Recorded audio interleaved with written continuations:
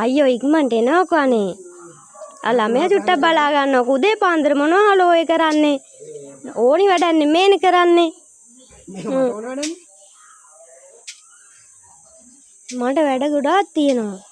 කොණ්ඩේ පීරන්නත් ඕන රෙදි යොදන්න ඕනේ. කෝ ඉක්මනට එන්න. තාම මිදුලවත් අතු ගෑවේ නැහැ. කීයට හරියනවා මේ වැඩේ ඉවර කළා. අයියෝ. අර යාන් අර ළමයා කෑ ගහනවා. ළමයා චුට්ටක් බලා ගන්නවනේ ගිහිල්ලා. මහත්තයා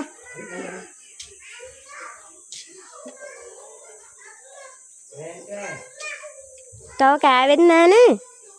සම්මත මේක ඉවර කළා.